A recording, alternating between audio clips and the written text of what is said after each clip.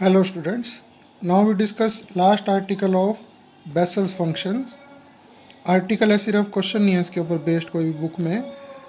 Article क्या है, आपको स्टेटमेंट भी याद करनी पड़ेगी क्योंकि उसने पेपर में यही पूछ लेना है कि state and prove orthogonality of Bessel function. क्या है आर्टिकल कि अगर अल्फा और बीटा रूट हो किसी इक्वेशन के J N X equal to zero के, तो जीरो से one integration X J N alpha X J N beta X D X किसके इक्वल होगा, जीरो के। अगर अल्फा और बीटा इक्वल ना हो और वो होगा 1/2 जे एन प्लस वन का होल स्क्वायर अल्फा, अगर अल्फा और बीटा क्या हो, इक्वल हो। तो इसकी स्टार्टिंग होती है पिछली एक्सरसाइज के फर्स्ट आर्टिकल से, आपको याद होगा हमने इस इक्वेशन को सोल्व करा था, याद हो बीटा में बदला था और इसका सॉल्यूशन आए थे। अगर एन इंटीजर है या एन इंटीजर नहीं है, दोनों ही सॉल्यूशन में ये सॉल्यूशन कॉमन था, जे एन के एक्स, चाहे एन इंटीजर हो चाहे एन इंटीजर ना हो, ये इस डिफरेंशियल इक्वेशन का क्या था, सॉल्यूशन था। तो इसको बेस बना के शुरू कर रहे हैं। क्या कर रहे हैं देखिए, u equal to J N alpha X और v equal to J N beta X, वो इन दो डिफरेंशियल इक्वेशंस के रिस्पेक्टिवली क्या है, सॉल्यूशंस हैं, ऊपर से देख के उस आर्टिकल की हेल्प से। ठीक है, अब देखिए क्या किया, फर्स्ट इक्वेशन को तो मल्टीप्लाई कर लिया v बाय एक्स से और सेकंड को मल्टीप्लाई कर लिया u बाय एक्स से। तो क्या हो जाता है, ये इक्वेशन इन दोनों में चेंज हो जाती है।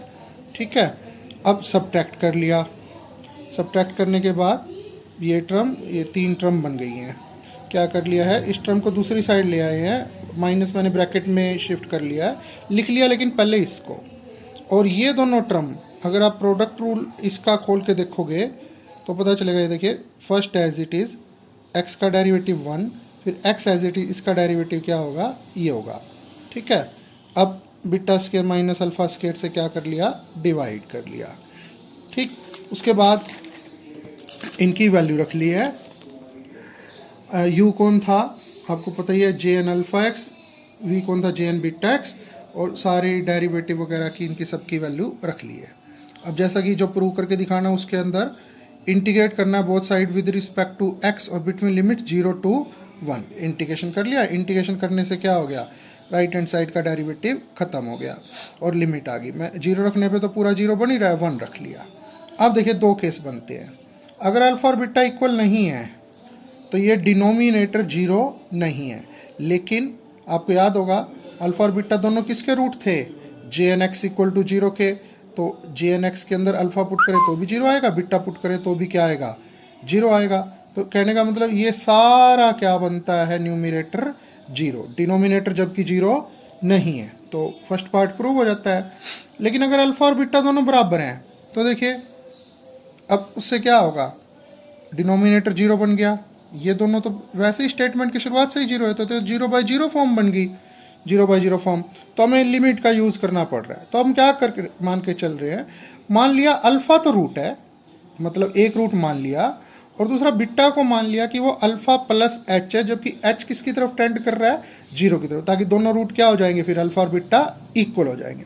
अब देखिए इस इक्वेशन में लिमिट आ गई, बीटा की जगह तो क्या पुट कर दिया, अल्फ़ा प्लस एच, और साथ में लिख दिया कि एच किसकी तरफ टेंड कर रहा है, जीरो की तरफ, और जे एन अल्फ़ा क्या हो गया आपका, जीरो। तो क्या बन गया, हम यहाँ पहुँच गए, देखिए यहाँ पर, यहाँ बल्कि सिंप्लीफाई। अब ये 0/0 फॉर्म है, एल हॉस्पिटल रूल लगा लिया, किसके विद रिस्पेक्ट डेरिवेटिव कर लिया, एच के विद रिस्पेक्ट टू, ऊपर derivative J N dash alpha plus H हो गया और नीचे 2 अल्फ़ा प्लस 2h हो गया। अब एच को जीरो रख लिया। ठीक है, लेकिन हमारे आंसर में तो क्या चाहिए, जे एन प्लस 1। तो हमने क्या करा, उसके लिए एक रिकरेंस रिलेशन यूज़ कर ली है, और रिकरेंस रिलेशन में से आप देख ही सकते हो, आपको याद करनी है। अल्फ़ा पुट करेंगे, अल्फ़ा रूट था जे एन एक्स का, ये जीरो हो गई है टर्म, क्या बच गया, माइनस जे एन प्लस 1। तो अगर जे एन डैश की जगह, इसके अंदर जे एन डैश की जगह पर अगर मैं J N plus minus J N plus 1 रखता हूँ तो हमारा आर्टिकल क्या होता है, कंप्लीट। तो यहाँ पर आपका सेकंड चैप्टर और फर्स्ट यूनिट बुक की कंप्लीट होती है।